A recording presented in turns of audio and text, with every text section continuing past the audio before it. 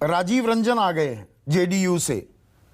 राजीव रंजन, देखिए यहां पर अभी एक और ब्रह्मकी जी, ये नहीं कहा गया कि पुरानी व्यवस्था हमने बंद कर दी है, वो तो बंद हो गई है।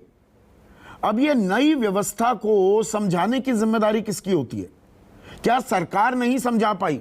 हम कॉज और इफेक्ट की मैं यहां बात कर रहा हूं। जो हुआ है, जो सामने हो रहा है, मैं इसकी निंदा करता हूं, फिर से अपील कर रहा हूं सभी युवाओं से, ऐसे विरोध अगर हिंसक या आगजनी होगी, आपका विरोध कमजोर होता है। लेकिन जो ये विरोध हुआ है उस पर चर्चा ज्यादा है। इसके कारण क्या थे वो कहीं गायब कर दिए जा रहे हैं। नई व्यवस्था लागू होती है तो उसको समझाने की जिम्मेदारी किसकी?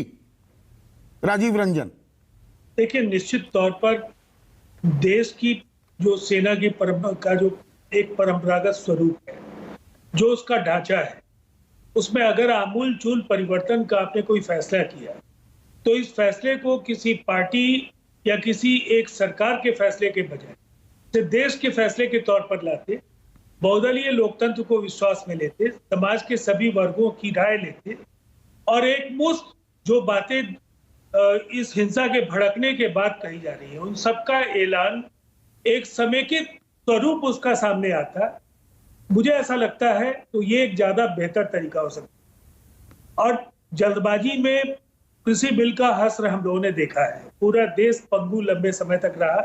नहीं, इसमें राज्यों से भी सलाह लेनी चाहिए थी, राजनीतिक दलों की भी राज्यों से सलाह ली गई क्या? जो ये भर्ती होती है, ये राज्य की जनसंख्या के अनुपात में भर्ती की जाती है। गलत तो नहीं कह रहा हूं मैं राजीव रंजन?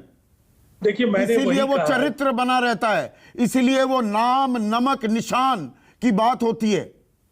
अलग अलग रेजिमेंट्स हैं, मराठा रेजिमेंट है, बिहार रेजिमेंट है, सिख रेजिमेंट है। तो राज्यों से क्या सलाह ली गई? क्या संसद में इस बाबत चर्चा हुई? मैं आपकी बात से पूरी तरह से सहमत हूं। हर बार आप फैसले को थोपेंगे और उसके बाद आप ये कहेंगे कि इस फैसले को क्यों नहीं देश स्वीकार करे।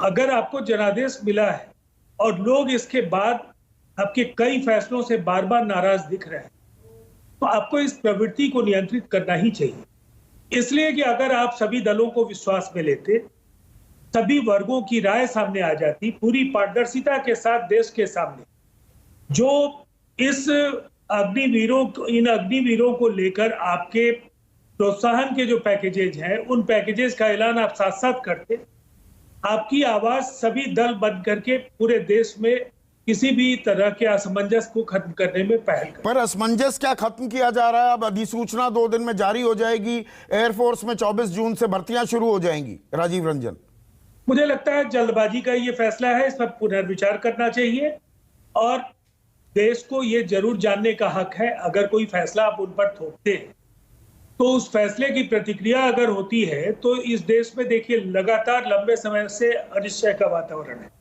पहले सांप्रदायिक हिंसा में देश झुलसा, उसके पहले किसानों के लंबे आंदोलन के लोगों ने राहत की सांस ली, अब फिर नए सिरे से आज पूरे देश में, देश के ज्यादातर राज्यों में हिंसा भड़क रही है, आगजनी हो।